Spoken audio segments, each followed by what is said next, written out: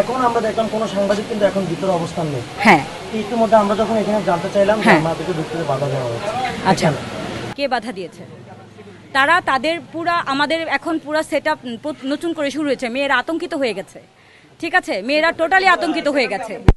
ও এত বেশি সাংবাদিক দেখে আমাদের মেয়েরা কিন্তু অনেক সফট, ঠিক আছে। তারা আমাদের হলে কোনো পুরুষ ঢুকাতে তারা অভ্যস্ত নয়। এখন পর্যন্ত কতগুলো ভোট পড়েছে? এখন পর্যন্ত 150 অ্যারাউন্ড, 571।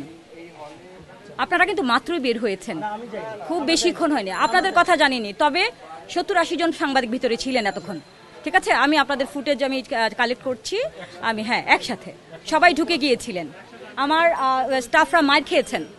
তারা এই যে আমার একজন রায়হান আছে, সে তার গায়ে হাত তোলা হয়েছে। হাত দিয়েছে? আমি সেটা চিনি না, আমি ছবি নিয়েছি, আমি সেটা আইডেন্টিফাই করবো ইনশাল্লাহ। একজন ছেলে তার গায়ে হাত তুলেছে। আমি তো বলেছি আমি চিনি না এখনো, সে আমাকে জাস্ট ছবিটা দিয়েছে। না, সাংবাদিক না, সে সাংবাদিক বলা হয়নি। আপনি তো বললে হবে না। 70-80 জন সাংবাদিক ঢুকেছে, সাথে কিছু স্টুডেন্ট ঢুকেছে। এবং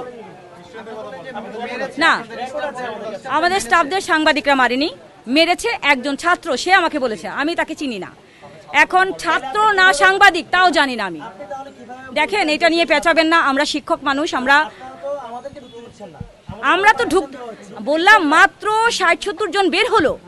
তারপরে আমরা আমি একটু কাইন্ডলি প্লিজ, বিধিনিষেধ পারি না, অনেক কিছুই পারি না আমরা শিক্ষক, আমরা কিছুই পারি না, এটাই ঠিক। আমরা এখন সেট আপটা করেছি, মেয়েদের একটা বিশাল লাইন পড়ে গেছে।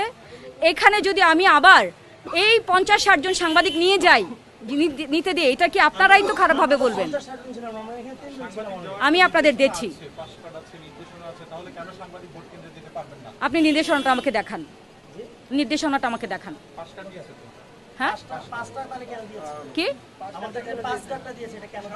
আমরা বলেছি, কিন্তু আপনি শুনেননি মনে হয়। 2 জন সাংবাদিক করে যেতে পারবে 10 মিনিট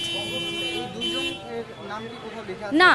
প্রত্যেক আপনাদের যে আছে, একজন ক্যামেরাম্যান, একজন মেয়ে যাবে। এটা আমাদের নির্বাচন কমিশনার বলে গেছে, আমাদের নির্বাচন কমিশনার। এখন আমি এসেছি, আপনাদের 2 জন করে নিয়ে যাব, আমি আবার আপনাদেরকে নিয়ে আসবো, ঠিক আছে।